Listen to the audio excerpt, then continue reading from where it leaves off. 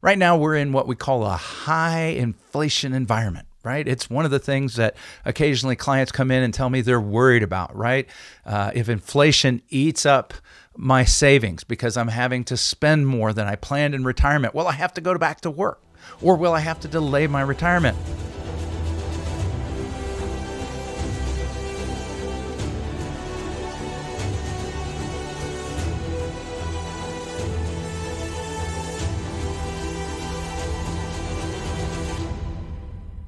Hey folks, this is Colin Richards. I'm president and founder of Lord & Richards, and once again, I am thrilled to be with you on this episode of the Lord & Richards Show.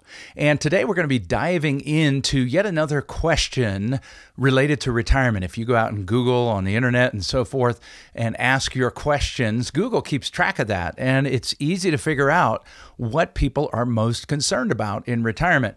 And the number one question that I get that is searched on the internet is, do I have enough to retire?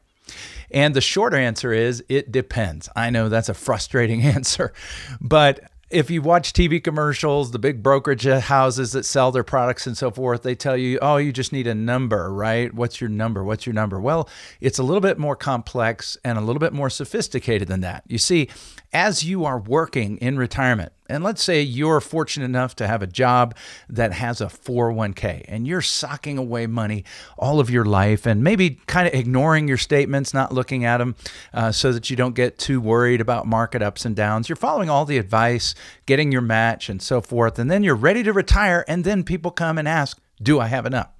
That's a little late in the game. Now, don't get me wrong, at Lord & Richards, we're talking to people just like that and just like you every single day to help you retire financially independent. That means freedom from the job, freedom to do what you love with the people that you love, freedom to have an amazing life that honors God and blesses other people.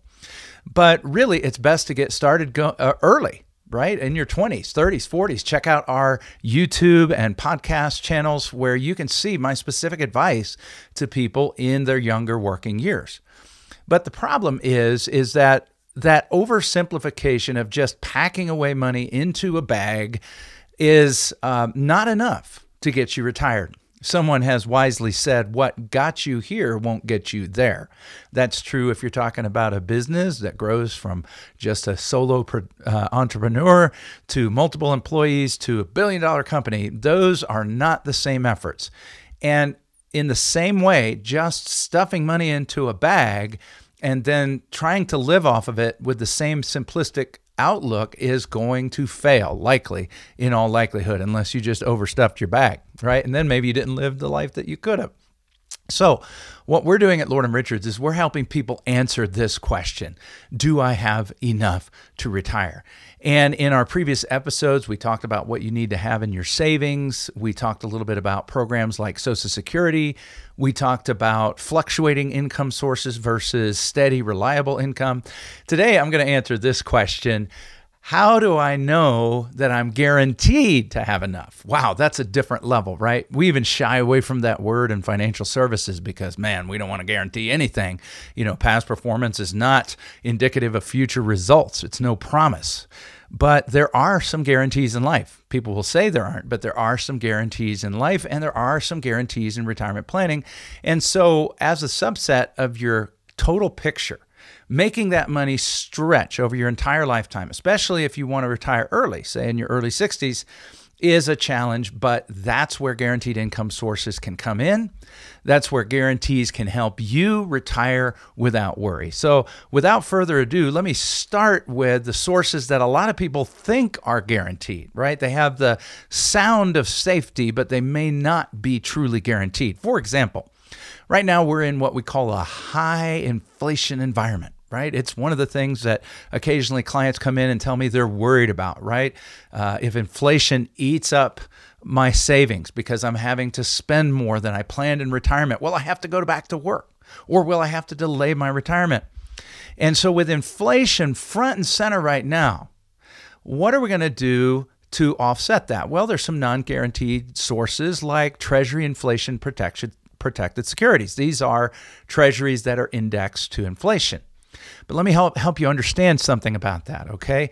During periods of low inflation, you're going to have low returns on those things. And those returns may well not be enough to keep up with the lifestyle that you want to live in retirement. I've talked in the past about the 4% rule. It's really defunct. I read an article this week. Somebody was just really chastising the quote unquote engineers and professors for worrying everybody about this, and pretty much just told everybody, you know what, take out what you want and adjust as you go. Well, folks, that's clearly somebody who does not work with retiree clients every single day, because I'm working with you and I know how you feel. You want to have some sense of security. And so we turn to things like government-issued treasuries that are indexed to inflation. The problem is that part of your offset on that is returns are lower. It's kind of like when you're concerned about taxes and you go for double tax-free government bonds, right? Oh, I'm concerned about taxes. Well, guess what? They offset the return in exchange for that favorable taxation. And so your yield, your interest is lower. So tips may have a place in a portfolio, certainly non-guaranteed. What about dividends? Dividends, a lot of people tell me, oh, I've got my dividend stocks, I think I'm good. I'm pretty much guaranteed my retirement. Well, you need to understand dividends are not guaranteed. They're set by the board. And when a company is not doing as well, they may not pay out their dividend. And of course, if you're heavily invested, if you're concentrated in a few companies, I see this all the time. People work for a company their whole life. They buy up a lot of that stock. They live on the dividends. They're kind of loyal. They feel like, oh, I'm disloyal if I sell out my company stock that they gave me. And those companies can come crashing down. Case in point, we have our offices on Lucent Boulevard in South Denver. Well, there is no Lucent in the three buildings that our offices are located in. Some of you are familiar with those three big buildings by the Children's Hospital off Lucent Boulevard. Well, those used to be Lucent. Lucent's not there, right? Not only are they not paying a dividend, but their stock was worthless.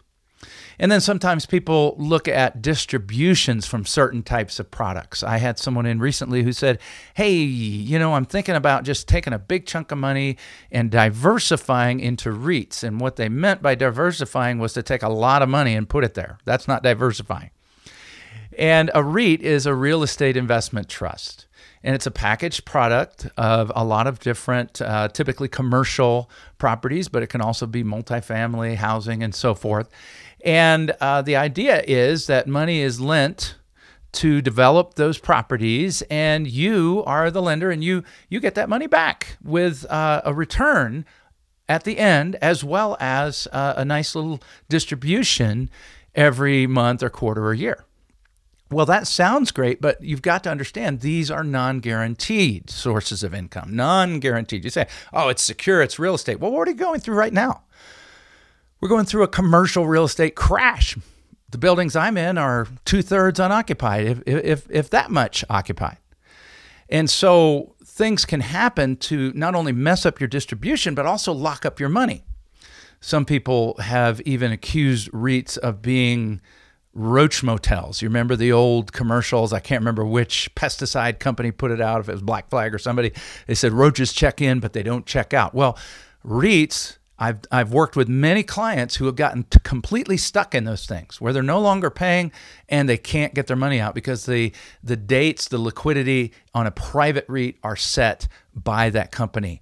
So folks, these are just a few. We're going to talk about a few more in our next segment. I want you to stay with me.